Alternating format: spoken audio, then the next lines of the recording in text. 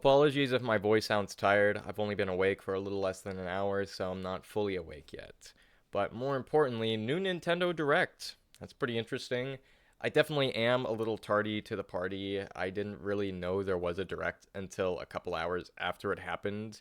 So everyone else has said their piece, and I'm only just now getting into it. You know me, I'm late to everything, so my bad. But little spoiler alert, I'm just going to be talking about the stuff that I think is interesting or the stuff I wanted to talk about. So there are some smaller indie games that I'm not going to talk about, not because that they're not worthy of discussion. That's just not what I'm focused on right now. But if you are looking forward to those games, I hope you like them. They do look good. I'm not saying they don't look good. Some of them actually did look pretty good, and maybe I'll check them out when they're available. But let's get into the meat and potatoes, the main stuff. I'll start off with Mario Galaxy. So, in case you didn't know, Nintendo is releasing Mario Galaxy 1 and 2 in a little bundle for $70. And it's not the content itself that's sparking a debate, it's the price. Nintendo does what it does best, making stuff not the right price. So people are saying that $70 is too much. And I will admit when the game got released or not released, it doesn't release for a little bit now. But when the game was revealed and I saw the $70 price tag, I actually thought that was a pretty decent deal. Because to my knowledge, Mario Galaxy 1 and Mario Galaxy 2 were $50. So 50 plus 50 equals 100. So a little $30 discount, I thought that was actually pretty decent. I was like, hey, Nintendo's actually being nice to us. They're releasing a decent deal. Love to see it. But then it turns out that both those games were actually worth $40 together on the Wii U. So, you could go into the Wii U and buy each Mario Galaxy game for $20 each. I think actually I have Mario Galaxy 2 on the Wii U. So, that's not really important for anything. I just wanted to I have Mario Galaxy 2. I'm cool. Not really, but anyway. But yeah, so it looks like they did, and I forgot to say this too. If you did buy the Mario 3D All Stars that comes with Mario Galaxy, you can buy them individually. You can buy the Mario Galaxy games individually. So if you already own Mario Galaxy 1 on the 3D All Stars, you can just buy Mario Galaxy 2 for $40. So that's part of the debate. They think that the bundle together for both Mario Galaxy games is overpriced, and then the games themselves are overpriced. So, like I said, I thought it was a decent deal, $70 for both games, but then, like I said, they're actually worth 20 each. So I think it's really interesting that Nintendo decided that both of those games were worth double their value than they were on the Wii U. And you could chalk it up to maybe just like supply and demand on the Wii U. Maybe they knew those games wouldn't sell well on the Wii U, so they're just like $20. But counterpoint to that, Mario Galaxy 1 was actually a Nintendo Select on the Wii, and that game was worth $20 on the Wii. So the fact that they randomly decided that it's actually worth double the price now, it's really interesting. I don't really have too much to say other than it's a little weird. It's really weird, actually. It's really weird. It's really intriguing. And I kind of just want to know why they decided that these games are worth double the value. There's a lot of, stuff you could get into, like, supply and demand. This is Nintendo Switch. Everyone has a Switch.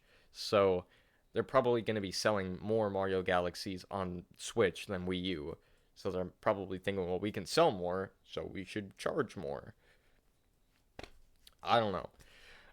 I am not, a data analyst. Is that even the right term here? Data analyst. I'm not like a market analyst, business analyst. I don't really have much to say other than it's interesting. That's what I'm trying to get at. So that's gonna be.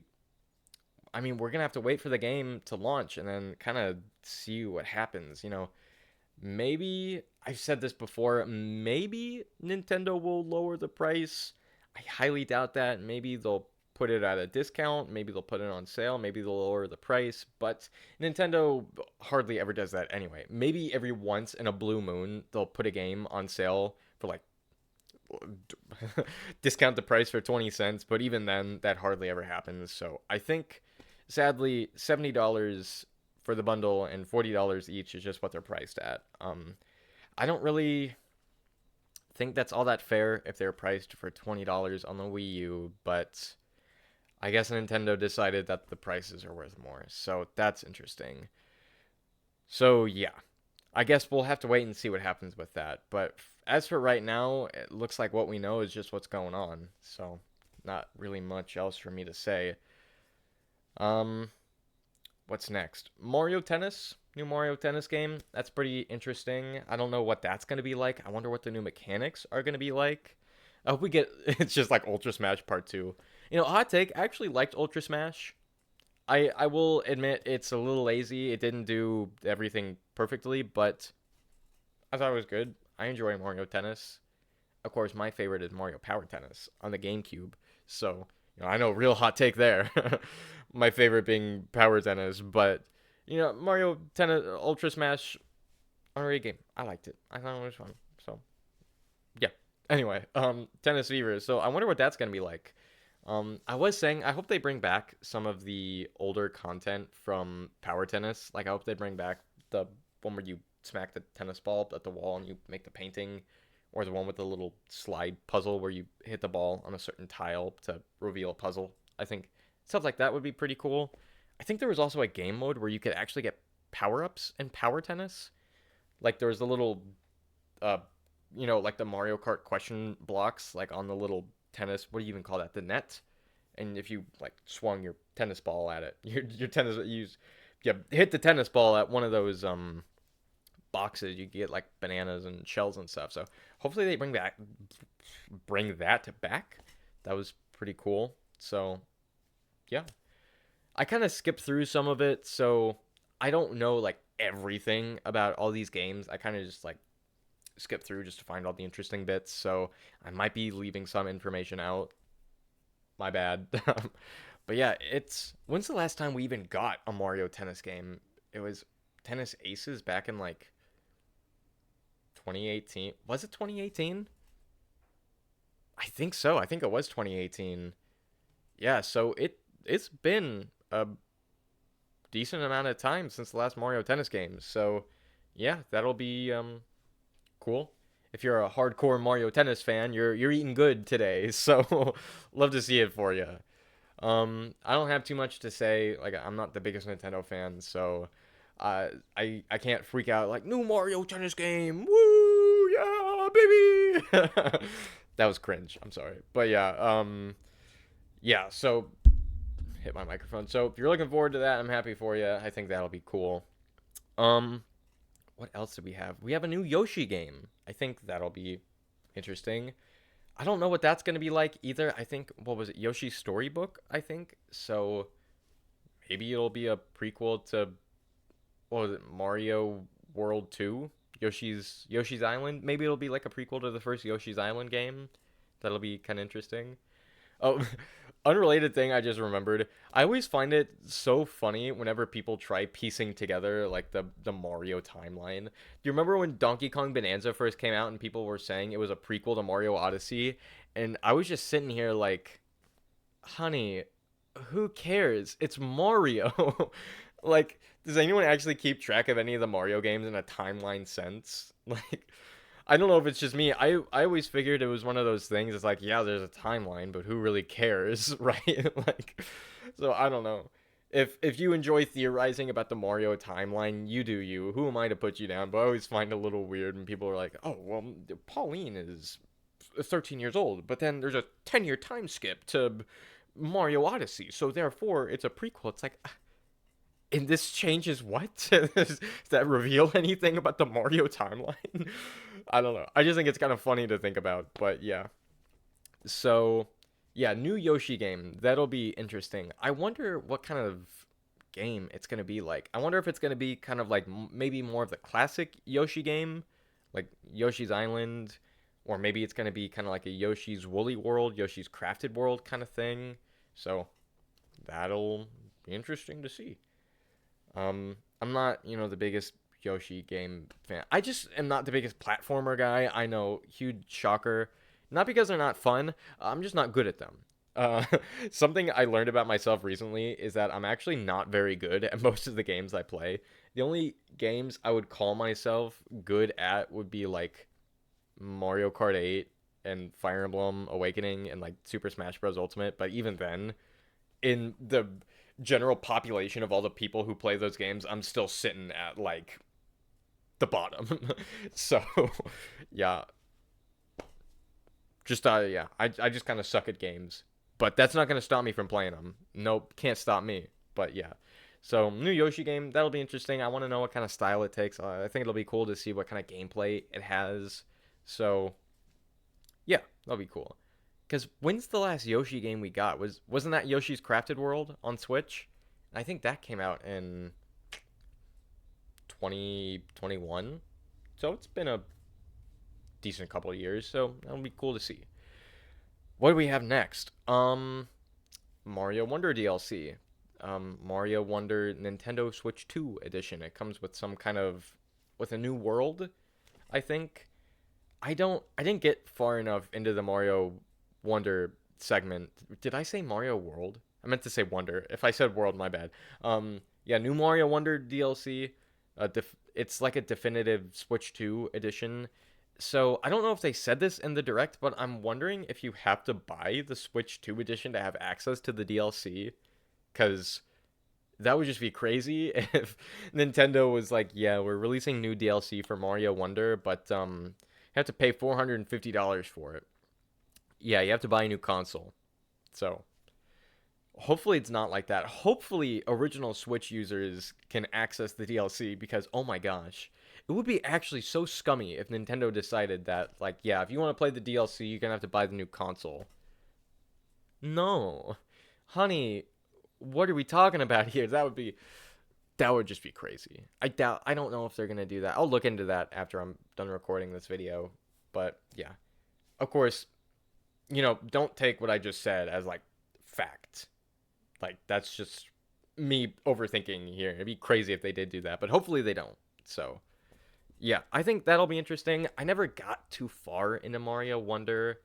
I played a couple hours of it back when it released, but sadly, I wasn't the biggest fan. Not, I don't know why I said that, actually. I'm just gaslighting right now. Not that I wasn't the biggest fan, I just didn't get super hooked because, like I said, I'm not a huge platformer guy. So, games like that, they can be fun. I usually have more fun when I'm playing with friends because I'm just more focused on messing around and having a good time rather than collecting, like, all the star coins and getting the top of the flagpole and all that. So, yeah, I think it'll be fun. I think it'll be, kind of cool to get some new content for an older game. So, yeah, I think all that will be cool.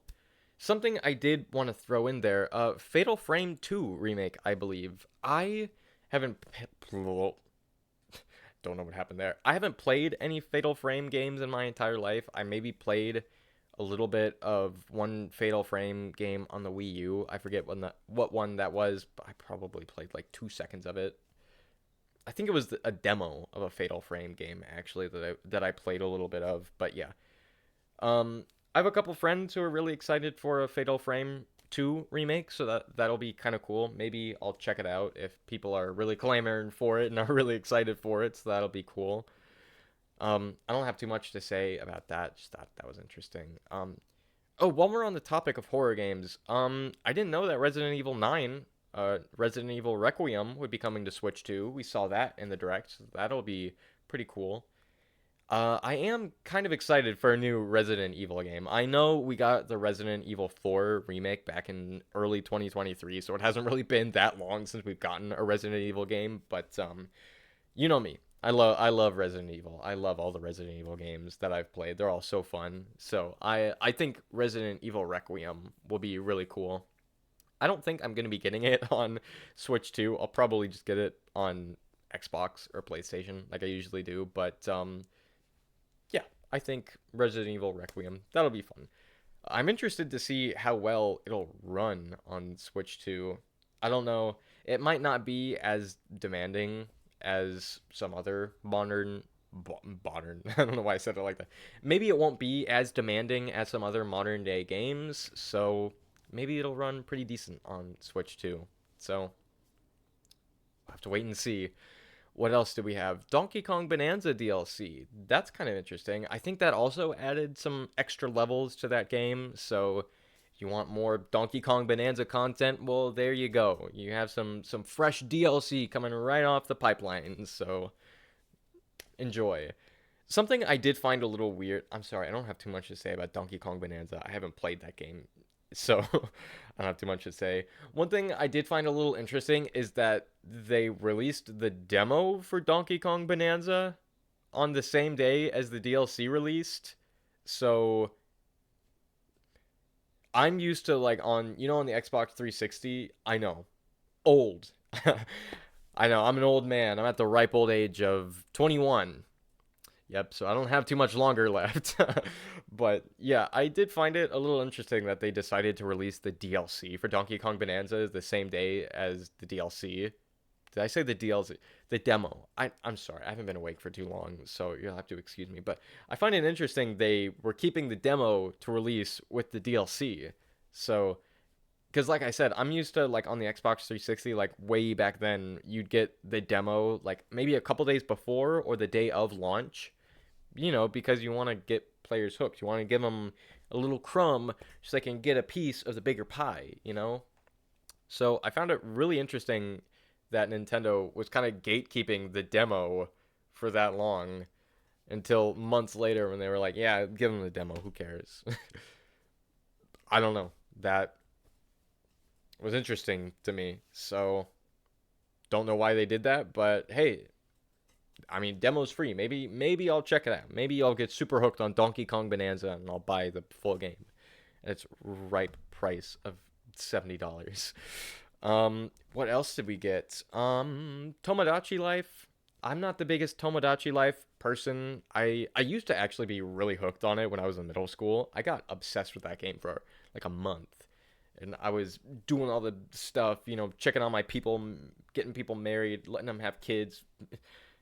So cool that we're getting a new Tomodachi game. Tomodachi Life. My bad. One of my friends said that the gameplay looked a bit more interactive. So I think in the first one, you were more of just like a bystander. You were kind of just watching people go through their day. But by the sound of it, at least from what my friend told me, it's going to be a bit more interactive. So I'm wondering maybe if you can look at all your Mii's. So you know how in the first game sometimes you check in on a Mii and maybe they'd be hanging out with a friend or going out to dinner or something. I'm almost wondering if maybe in this new one you can maybe like kind of nudge them like, hey, you should go hang out with your friend Thomas, or hey, you should go down to the beach or something like that. So that could be more interesting. It could make the game less fun. I don't know. I don't know. But I do have some good memories with Tomodachi Life. I think the new one will be fun. So hopefully you guys will like it too. Um yeah, kind of cool. I don't know. I That's all I wanted to say about that. What else did we get? I talked about Mario Tennis already, I think. Um I'm sure you guys are surprised I waited this long. A new Fire Emblem game that looked kind of cool. Fortune's Weave. I definitely am excited for that. That's not coming out till 2026. That kind of sucks.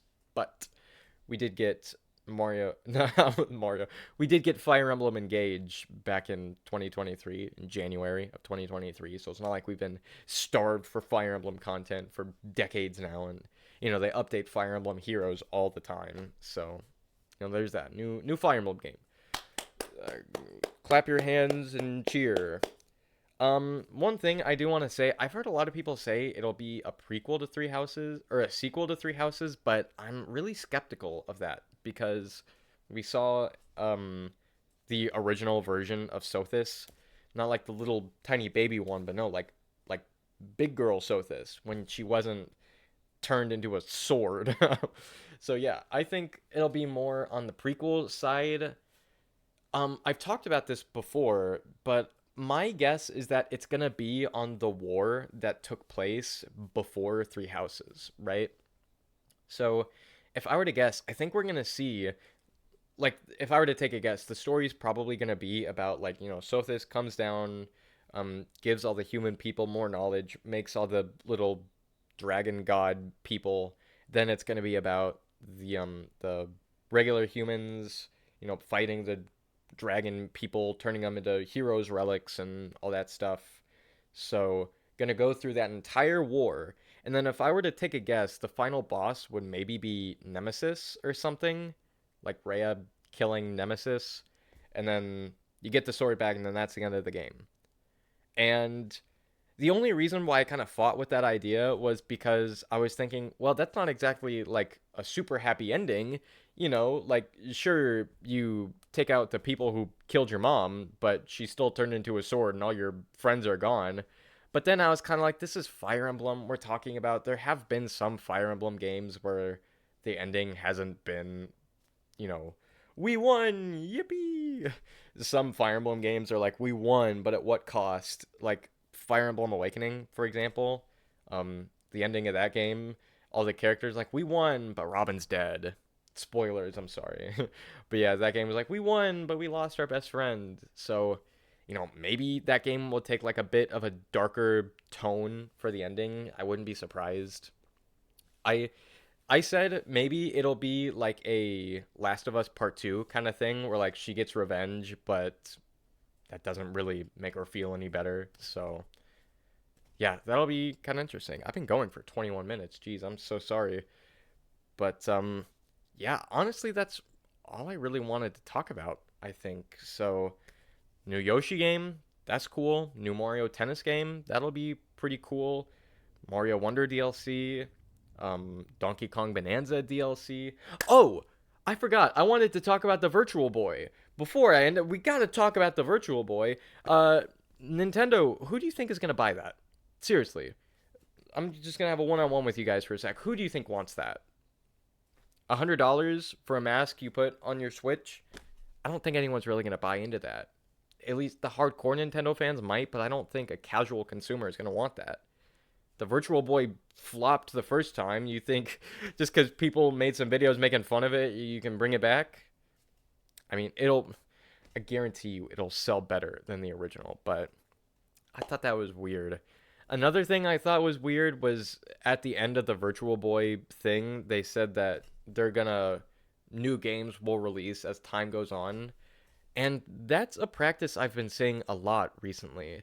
You remember back in like the good old days of serialized television, like you'd have to sit down at the TV and watch a show, or at least early days of Netflix, they would have a new show or have a new season, then they would release all of that season just right then and there, and you could watch all of it at the exact same time, or however, whenever you wanted. But a new practice I've been seeing is that like a new season gets released, but then there's only a couple episodes, and the new episodes slowly come out as time moves forward. And if I were to take a guess, it's just so they can keep building hype.